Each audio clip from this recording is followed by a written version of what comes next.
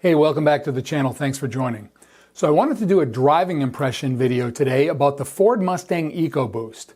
Last week I was in southern Texas on business and I rented a Ford Mustang. It was actually a Ford Mustang Convertible and it was a red one, so it was a great looking car. It had the EcoBoost engine. Obviously they're not gonna rent me a Mustang with the V8, but I did get the EcoBoost engine. And I wanted to, again, talk about that, how I felt about driving it, how it felt to me, performance-wise and all that. First of all, the car, just to be fair, it had 40,000 miles on it. And as you know, with the car rental shortage, they're keeping their cars longer at the rent-a-car companies. This was actually Avis. And this Mustang, actually a good test, because this will give you an impression of what it's like if you've owned the car for a while, not just when it's brand new. So in any event, I rented the EcoBoost Mustang, and when I first got it, I put the top down, and very easy to put the top down on this car. Again, a blast to drive with the top down. But again, mainly what I want to speak about is the performance of the EcoBoost, especially versus the V8. I was disappointed. The EcoBoost engine is a four-cylinder, obviously, turbocharged four-cylinder, and it just has a totally different characteristic from the V8 Mustangs. Now, I've owned a couple of 5-liter Mustangs in the past, so I love the Mustangs. I'm really looking forward to the 2024 Mustangs coming out.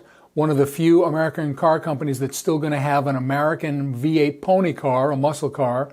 As you know, 2023 is the last year for the Dodge V8 muscle cars and the Hemis and the Hellcat engines and so forth.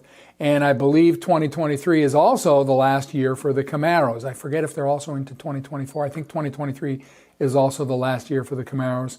Of course, Chevy will still have the Corvette. But again, that's on a different level. That's, you have to spend a lot more money for a Corvette V8.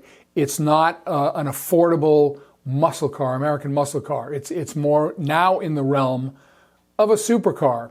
So the Mustang, back to the Mustang, it was fun to drive. However, it just didn't seem solid. When I've driven the V8 Mustangs in the past, they just seem like solid cars. And they're heavier, of course, because of the weight of the engine and so forth. But it just seemed a little rattly. And most importantly, the engine itself just didn't have that great V8 sound, obviously. But it just didn't sound good either. It didn't sound like a really high-tuned sports car. It just wasn't a great sounding car. Yeah, it had some performance, but again, I was used to real V8 performance.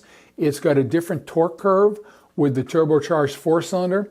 So, if you're on the highway, for you people in California, the freeway, if you're on the highway and you need to pass a car, yeah, the turbo kicks in and it goes okay.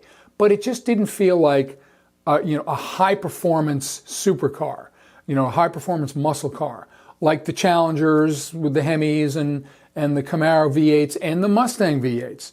So at one point, I remember Ford a few years ago, they thought they were going to put the EcoBoost engine in their Mustangs, and that was, going to kind of replace the V8s, and that people would accept that, but of course it didn't happen. The characteristics of a V8 are so much different. They sound different, they feel different, they perform differently. So again, my impressions of this EcoBoost were not great. It was very disappointing.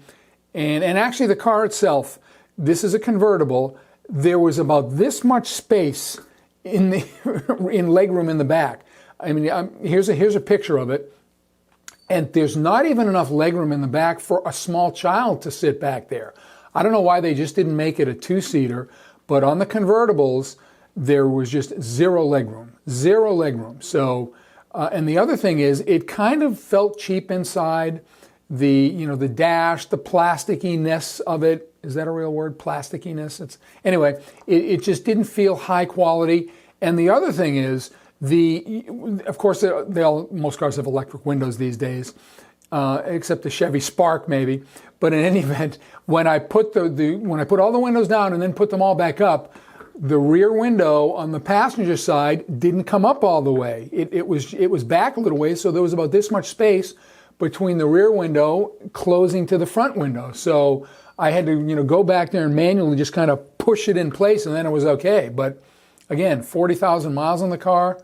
I know it's a rental. It's probably had some abuse, especially a Mustang Convertible, but still, you wouldn't expect that to happen. You'd expect it to, stand up a little better than that. So in any event, driving it just wasn't as much fun as a V8. Again, better than just a regular four-cylinder that's non-turbo, a little four-cylinder, a Golf four-cylinder, or I'm sorry, those are five cylinders actually, that's a non-GTI, or, again, your run-of-the-mill, Toyota Corolla, or, any of those types of cars, the little four-cylinder Econo boxes, those don't get out of their own way. I drove one of those recently on a highway trip, and just going to pass a car was, or a truck on a two-lane highway, was not safe. It was not quick. At least with the Mustang and the turbo EcoBoost engine, you could, quickly pass, but still not the same as a V8. So just want to do a quick video on my impressions of the Ford EcoBoost Mustang. Yes, disappointing, but there it is. If you haven't already done so, please subscribe to my channel, hit the notification bell, and like this video. It really helps. Thanks again. We'll see you next time. Take care.